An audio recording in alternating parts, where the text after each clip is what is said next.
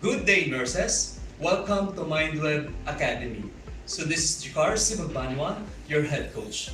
So for this afternoon, we will be discussing understanding the pathophysiology of your core pulmonale. Why do we have to understand the pathophysiology of any disease process?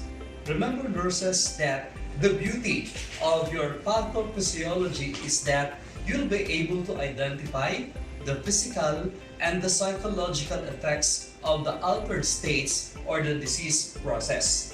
To make it short, by understanding the pathophysiology, you will be able to identify the signs and symptoms of your disease process. Why is that important? If you know the signs and symptoms of your disease process, then you'll be able to manage your client effectively. I'll give you one specific example. If one of your manifestation is constipation, basing from the pathophysiology, one of your manifestation is your constipation. Alright, what should be your nursing management? You don't need to memorize. You need to decrease the fluid intake or decrease fluid intake. Increase the fluid intake because obviously you have your constipation. So NCLEX is critical thinking and analysis. But you can only analyze and do the critical thinking integrated, the critical thinking by understanding, of course, the pathophysiology. Because from the pathophysiology, you will have your what? Signs and symptoms. Okay, let's go back to constipation. In constipation, you have to increase what? The fluid intake. What about the diet of your client? Should I increase the diet of your patient? Or should I increase the fiber in the diet or decrease the fiber in the diet? Yes, because of constipation, you have to increase fiber in the diet. Okay, that will be our topic. That's why we have to understand the pathophysiology of your disease process. Okay, and for this afternoon, we have the core pulmonale. You will understand later the pathophysiology. And if you know the signs and symptoms, you will understand bakit itong management ang kailangan kong gawin sa client natin. Okay? So before I'll start with your question and answer and discussion of your pathophysiology, okay, I want to know your location. Okay? So comment down your location. Okay. Do we have nurses from Manila? Okay, nurses from Manila. Okay. What about nurses from the Visayas? Okay, nurses from Mindanao. Okay, what about nurses from the USA? Do we have nurses from the USA? Okay, what about nurses from Dubai? Okay, nurses from Kingdom of Saudi Arabia. Alright, okay, what about nurses from Dubai? Okay, so thank you so much, nurses from United States of America. Thank you for your participation. Okay, what about nurses from Bacolod City? Okay, so we have also nurses from Bulacan. Okay, so nurses from Bulacan, thank you so much for your participation. And also Sampaloc. Okay, Sampaloc. Okay, thank you so much, nurses from Sampaloc. Okay, you can share this, live class to your friends. Okay, also nurses from Pasig City, thank you so much. Okay, what about nurses from Iloilo City? Okay, Kingdom of Saudi Arabia, we also have nurses from Kingdom of Saudi Arabia. Thank you so much for your participation. Okay, we also have nurses from Cavite. Okay, so MindWeb now is present globally. Okay, so we have students from London, we also have students from the Middle East, and also United States of America. Of course, we have from the Philippines. Okay, so thank you so much for sharing your location. Okay, let's have a game, nurses. I need your participation. Okay, so this will be our game. Okay, the first three participants, who will give the correct answer will be given 2,000 pesos discount. Okay, when you enroll in our actual digital program.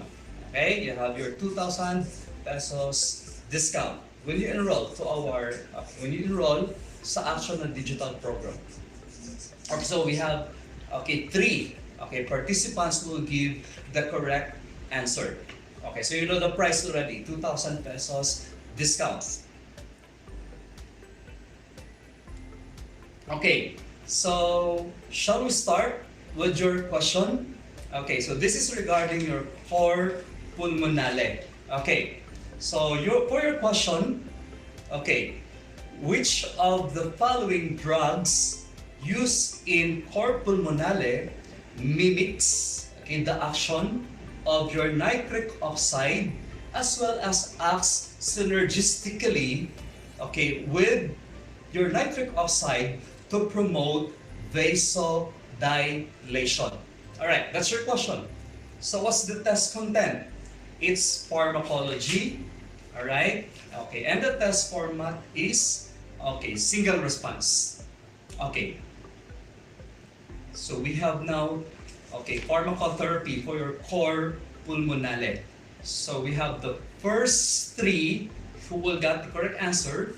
You can avail of your discount. Okay, come on nurses from the USA, you can do that. Okay, what is the drug that mimics the nitric oxide and acts synergistically with the nitric oxide? Because sabi natin synergistic, it can potentiate the effect of your nitric oxide. What is that? Okay. Is that what's your options number one? Your option number one is, sure. Will that be my answer? The PDE5 inhibitor? Okay. Or it should be the endothelin receptor antagonist?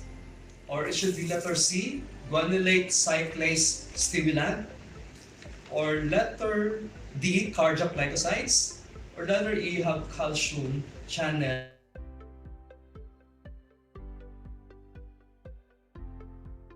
answer? Okay. First time ba natin na narinig yung gamot?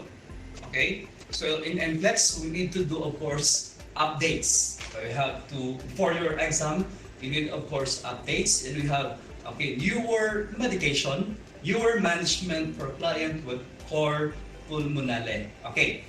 Before I'll give the correct answer, sige, let's try. Baka may makakuha pa ng, discount. The first three who will... Okay, may tatlo na ba? Okay, so we have the three, winners already. So, thank you so much for your participation and congratulations. Okay, so maybe you cannot explain, the mechanism of action of that medication. Okay, is that your PDE5 inhibitor? Is that, your, nitrates? Okay, so later you will understand the pharmacotherapy and why do we have to give this medication to apply with your core pulmonale. Okay? So nurses, in MindWeb, we will not just, give you the correct answer. Okay? So before I discuss, the pathophysiology of your core pulmonale, let me first discuss, the anatomy and your physiology. The anatomy and your physiology. So we are done, with the three top, and then we have also started with the Q&A. We have your questions already. But before I'll give the correct answer for those three na nakakuha, of course, they know already the medication. The one that is being asked in the question. So how do we explain now your core pulmonale? In MindWeb, we will always start with your anatomy and your physiology. So what's the anatomy and physiology na kailangan natin malaman to understand your core pulmonale? That's very simple. When you say nurses core, pulmonale, this is your right-sided heart failure that is, okay, non-cardiogenic. Okay? So, cor pulmonale is right-sided heart failure due to your, okay, primary lung disease. Pag tatagalugin natin, nagkaroon ka ng right-sided heart failure. Okay, not because, okay, ang primary problem natin na sa contractility of the heart, but ang problem natin is doon mismo sa lungs ng client natin. Ano kaya yung problema na yon? Okay? So, in cor pulmonale nurses, we need to understand first that, okay, the pulmonary artery, okay, is a thin-walled vessels. Okay? And pulmonary artery, okay, will terminate up to your arterioles. Okay, so pag tatagalugin natin, ang artery mas malaki siya, paliit ng paliit, hanggang mag-ano siya, arterioles. Okay, so from the pulmonary artery down to your arterioles, they are all, okay, thin-walled blood vessels. Pag sinabi natin thin-walled blood vessels and compliant blood vessels, they have the capacity to dilate, they have the capacity to constrict, and they have the capacity also to collapse. Okay? So that's why I have, okay, emphasized they are your thin-walled, okay, blood vessels, and that is, they are also compliant. Did you get my point? So they have the capacity to contract, they have the capacity to, okay, dilate, and they have the capacity to collapse. Okay, have your pulmonary artery. Okay, you might be asking, Sir, saan ba ang pulmonary actually? Okay, kasi we are talking about your anatomy and your physiology. Okay, so in Mind Web, we'll be making use of your mind mapping technique. Okay, so again, retention through simplification. I-simplify natin. Okay, so para intindihan natin ang pulmonary artery, especially for those na medyo matagal na sa nursing field and babalik na uli sa pag-practice nila at kukuha ng NCLEX. Okay, so this is again your circulation. Remember that you have the 4 chambers of the heart. Am I correct with that? Alright. This is the right atrium. Okay? This is the right ventricle. Anong blood po meron sa right side of the heart? The blood in the right side of the heart is unoxygenated. Am I correct with that? Okay. Then, the blood from the right atrium will go down to the right ventricle. Okay, and will be pumped by the right ventricle into the pulmonary artery. So that's why you have now your pulmonary artery. Saan siya mag-e-end? Sa pinakamaliit. Okay? Which is your, of course, your pulmonary arterioles. Okay. So this is important anatomy and physiology that you need to understand in your cor pulmonale. Okay? So the pulmonary artery down to your arterioles, they have the capacity to collapse, to contract, and to dilate. Because they are what? Thin-walled, compliant blood vessels. Okay, let's talk about the pathophysiology now of your cor pulmonale. Okay, how do we define again cor pulmonale? Okay, it mimics the right-sided heart failure because there is really right-sided heart failure. But the right-sided heart failure here, it's because of what? The primary lung problem. And what is the common primary lung problem that develops or that lead to your, okay, right-sided heart failure? Okay, that pulmonary problem in your cor pulmonale is what you call your pulmonary hypertension. Okay, that's why I have mentioned a while ago that the right-sided heart failure in your cor pulmonale, it's not because sa problem sa contractility ng heart natin. Hindi doon galing sa heart ang problema natin. Bakit siya nagka-right-sided heart failure? Ang problema niya doon mismo sa lungs. And the most common is what? The pulmonary hypertension. Okay, let's do the mind mapping technique. Tingnan nga natin, nurses. Bakit kaya possible ang pulmonary hypertension? Balikan ko ang anatomy and physiology natin. What is this chamber? The right atrium. Am I correct with that? Yes. Alright. The next one. Yes, correct. Thank you. Right ventricle. Then papasok na si, okay, unoxygenated blood saan po? Pulmonary artery hanggang papunta ng arterioles. Ang dulo nun, capillaries na, then pupunta na sa alveolus para mayroon tayong tinatawag na gas exchange. Okay? So ito, pagbalik dito, okay, di ba po, ano siya? Carbon dioxide. Okay, kasi galing dito unoxygenated. Tama po ba? Okay, and then, pagpunta nyo sa lungs, meron na tayong alveolus or alveoli. Anong pumapasok sa alveoli natin? It's the oxygen. Tama. Okay. Once your blood passes your alveoli, in this case, you have alveolus kasi isa lang. Okay. Once the blood flow passes the alveoli, there is what you call diffusion. Diffusion ang mangyayari. We define diffusion as, the transportation of gas from higher to lower concentration. Saan mas madaming carbon dioxide? Sa blood ng client natin. So, carbon dioxide will, diffuse from higher to lower. So, dito na si carbon dioxide. Alright. Saan madaming oxygen? Oxygen from the alveolus madami. So, it will diffuse from higher to lower. So, napunta si carbon dioxide doon sa alveoli, napunta si oxygen sa blood vessel. Anong tawag natin doon? Gas exchange. Tama po ba? Okay. I-integrate ko lang. Pag ang question nyo sa NCLEX is pulmonary edema. Ano yung pulmonary edema natin? Ito po, nagkaroon ng tubig. Tama ba? You have your water here, fluids, because of what? Increase in capillary permeability. So pag may tanong sa NCLEX na, what is your most appropriate nursing diagnosis for a client with pulmonary edema? Balik ka dito. Isipin mo lagi. Okay, the mind mapping technique.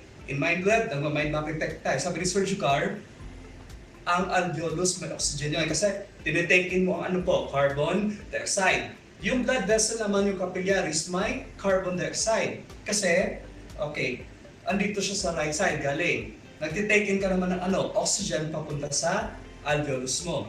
Okay, so saan madaming oxygen? Alveoli, punta siya dito. Then, carbon dioxide madami sa blood, punta siya sa alveolus. Then, exhale na natin ang carbon dioxide. Saan pupunta si oxygen? Left side. Para i-pump saan? Sa circulation. Para magkaroon ng oxygen yung tissues natin.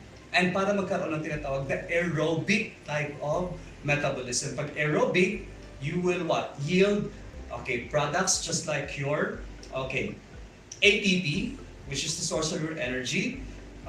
So that is very important. Product of your aerobic metabolism na tinatawag. Kaya kailangan ang gas exchange natin. Bakit ko na discuss ang gas exchange natin? Kasi possible siya pag ang question sa NCLEX is what? Pulmonary edema. So let's go back now. I did mention that in cor pulmonale, the most common cause bakit siya nagka-cor pulmonale is a long-standing pulmonary hypertension. Ang next question ko sa inyo nurses, bakit kaya? Why is pulmonary hypertension possible? How did it develop?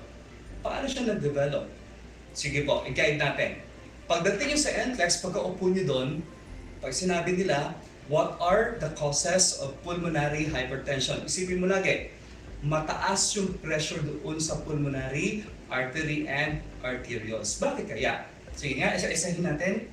Anong meron dito? Right atrium. May blood po ba? Yes. Punta sa right ventricle. Then pulmonary artery. Nurses. Pag madami ba ang blood flow na pumupunta sa pulmonary artery, can that lead to pulmonary hypertension? Yes. So, i-mind map mo na lang siya. From the right ventricle, sabi ni Sir Jucar, ang daming blood na napunta sa pulmonary circulation.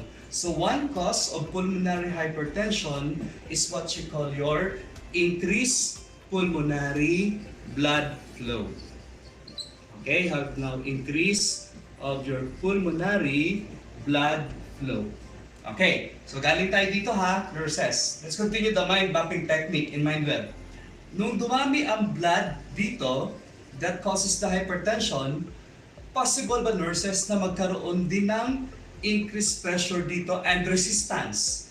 Yes, so tawag natin dyan, number 2 is your increase, pulmonary, vascular resistance. Mataas kasi yung pressure tama? Pag mataas ang pressure, ang resistance of blood flow, mataas din. Tama po? Okay, so you have now your pulmonary vascular resistance. What about nurses? Pag bumalik ang blood dito, na madami din. Possible na ba na mag-increase ang pressure sa left atrium? Yes, so possible yon. So because of the increased pulmonary blood flow, babalik siya sa left atrium, increase ng atrial pressure natin. Okay, so you have now, what causes the pulmonary hypertension? Madaming blood ang napunta sa pulmonary artery. Tumaas pa ang pressure. Yes, so nagkaroon ng vascular resistance. Since madaming tubig, bumalik sa left atrium, left atrial pressure. So increase of your left atrial pressure. Okay, so ngayon, dito pa din tayo iikot sa mind mapping technique natin. Let's continue. Nung dumami na ang blood na pumunta dito, nagkaroon ba tayo ng increased pressure? Yun ang tinatawag na pulmonary hypertension. Alright. Since nurses nagkaroon ng congestion and mataas na ang pressure sa pulmonary circulation, si right ventricle has to contract normally para ma-push na ang blood doon saan? Sa pulmonary artery. Pero, ngayon, kasi may pulmonary hypertension na and mataas na ang pressure dito, pwede ko ba sabihin na mahirap para sa right ventricle ang pag-push ng blood papunta sa pulmonary circulation? Yes. Okay? So this pulmonary hypertension can actually lead to your increase of your right ventricular workload. Binigyan mo na ng madaming trabaho sa right ventricle. Bakit? Tumaas yung pressure Nung tumaas ang pressure, hirap na siya para i-pump yung blood doon saan? Sa pulmonary circulation. Nahirapan na ang right ventricle. Nag-increase ang workload niya. Tama po? Alright, next. Pag nag-increase ang workload, chronic, mataas yung workload ng right ventricle. Ang right ventricle ba is a muscle? Yes, muscle siya. Any muscle na lagi nating ini-increase ang workload or laging ina-exercise, magiging muskulado. Tama? The same with what? The right ventricle. Pag mataas ang pressure niya, kasi sobrang taas pag mataas ang workload niya, kasi mataas doon ang pressure sa pulmonary artery, ang kanyang trabaho, mas mabigat na. Tama? And nag-i-increase na yung workload. Since muscle siya, magiging muskulado siya. Tama? Okay, ang tawag natin dyan, next that will going to happen is the increase of your, is your RVH. You have now your right ventricular hypertrophy. Okay, so nagkaroon ka na ng right ventricular hypertrophy. Ulitin natin. Tumaas yung pressure. Bakit tumaas ang pressure? Kasi ang daming blood flow, pulmonary blood flow. Nung nagkaroon ng madaming blood flow, tumaas ang resistance. Then bumalik sa left atrium na tumaas din ang pressure. So ngayon ang nangyari, congested ang pulmonary artery, work si right ventricle para yung dugo na pumapasok dito, ipampa niya, pambuto doon. Tama po? Okay. So nag-increase ang workload niya. Muscle ba siya? Yes. So naging siya? Naging muskulado. We call that one as right ventricular hypertrophy. Alright. Let's analyze pa. Let's continue the story. Pag nagkaroon ka na ng right ventricular hypertrophy, is it possible, nurses, na mapapagod din ang muscle? Yes, any muscle. Okay, kahit yung puso mo napapagod din. Kasi increase ang kanyang workload. So, since increase ang kanyang workload, nagkaroon siya ng hypertrophy, right ventricular hypertrophy, So, napagod na rin siya sa kakapump ng blood. So, nagkaroon na tayo ng exhaustion. Napagod na rin yung puso. Tama po? Okay. Nung nagkaroon na ng exhaustion, humina na ba yung pag-pump niya? Kasi exhausted na siya. Pagod na yung puso niya. Okay, so, pag pagod na, okay, so exhaustion, okay, darating sa point na mahina na yung pag-pump niya. Pag mahina na ang pag-pump ng right ventricular muscle natin, then that can lead to your right ventricular heart failure. So, nagka-heart failure na siya. Because we define heart failure as what?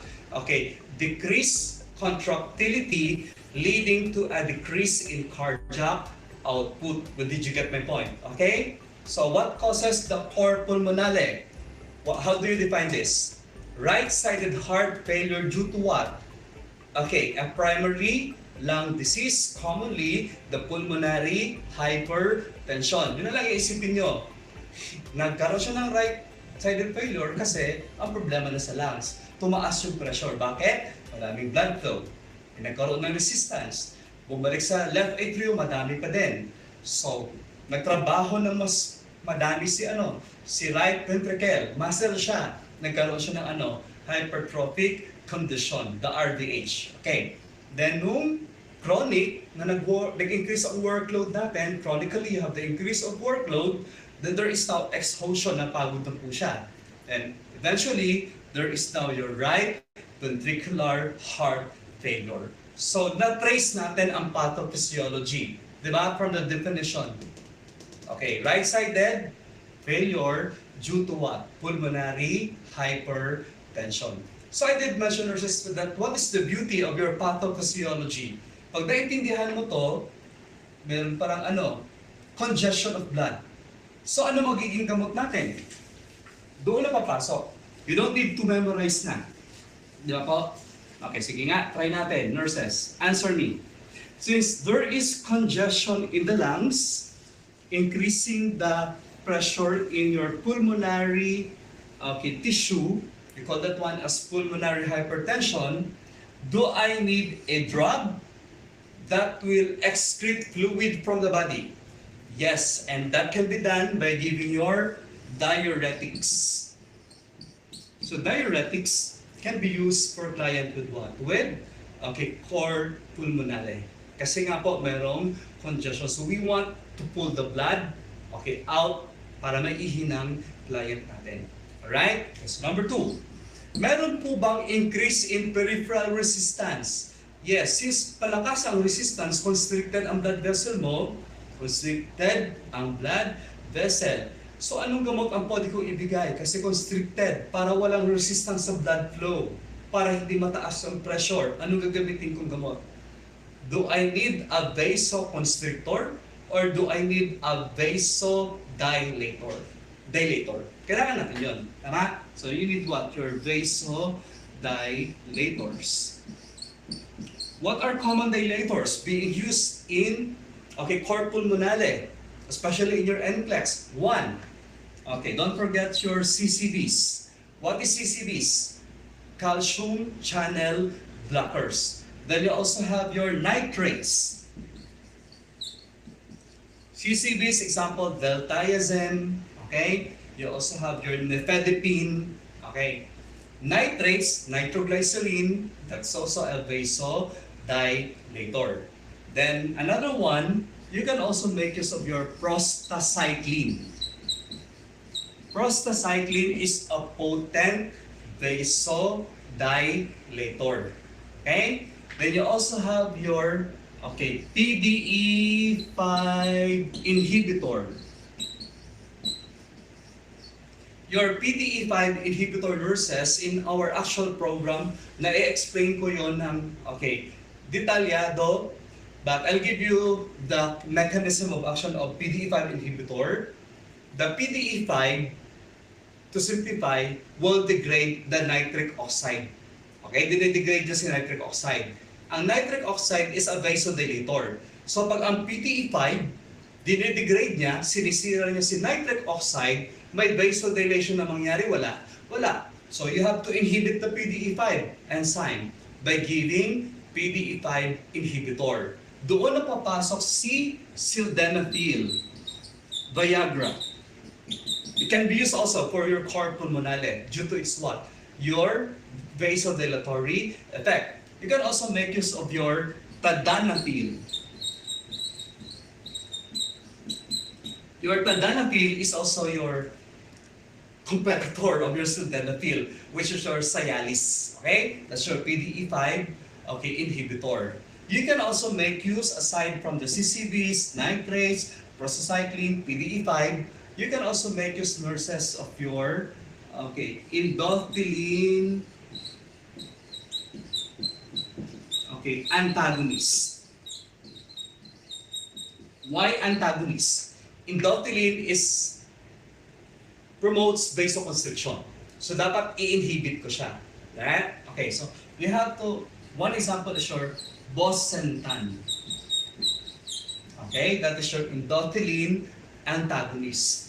Okay, the newest one also that is being given to manage your core pulmonale, a vasodilator that mimics the nitric oxide and also synergistically work with the nitric oxide, pinopotentiate niya and ginagaya pa niya sa nitric oxide. It's your guanylate cyclase inhibitor. Stimulator. Okay, you have your guanylate cyclase stimulator. Okay? And one best example is your Rio-Sigwap.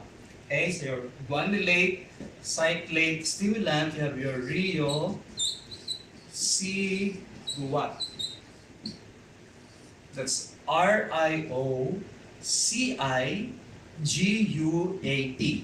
That is your guanylate cyclase stimulant. What's the mechanism of action? For those who get the correct answer, it mimics the nitric oxide and works synergistically with your nitric oxide. Okay, did we achieve our objective? Yes? Why? We were able to discuss what? The pathophysiology. We now understand that in core pulmonale, nagka-right-sided heart failure pala siya kasi mataas yung pulmonary pressure. Okay, so kailangan ibaba natin yung pulmonary pressure na yon by giving what? Okay, your diuretics and also your what? Vasodilator. Okay? So for those three who got the correct answer, you can avail your 2,000 pesos discount when you enroll in our online digital program. Our online digital program, we have the three phases: the refresher, the intensive, and your booster phase. But, because I want more, I want to give more, bago mag-refresher, may diagnostic test muna kayo. It mimics the actual NCLEX na to identify your weakness and your strength. Alright, then proceed to the refresher. Refresher is good for those, who want to take the NCLEX, kasi kailangan mo naman ng may background ka, and especially for those na need ng preparation kasi ang tagal nang wala sa nursing. Okay, so good for everybody because you need, of course, the foundation dapat. Pag na-build na natin yung foundation, go to the intensive. The intensive will mimic the actual NCLEX also. It's a computer adaptive exam and automated, andun ka agad ang, result. Then, we will not just give your, key answer, which is A, because this is what happened. I have the, video na dapat yung pakinggan, and then explain ko doon ang rationale, bakit hindi ito, and bakit ito yung answer natin. It's not just reading, but it's more of reading, see, kailangan mo siya makita, and kailangan mo marinig. According to research, pag ginagamit mo lahat ng senses mo, mas maganda ang retention sa memory natin. So, sa NCLEX, mabilis na lang. Okay. The last phase is the booster phase, which includes no specialized topic in nursing. Okay, the ECG analysis, the ABG analysis. And the last part will be, of course, your predictor exam. For to predict, this is now your final evaluation if you're ready to take the exam. And then we have now added classes like your enhancement. We also have the final coaching and one-on-one counseling with the head coach. Okay? So, thank you very much for your time. This is MindWeb Academy. Our promise is retention through simplification and we think possible.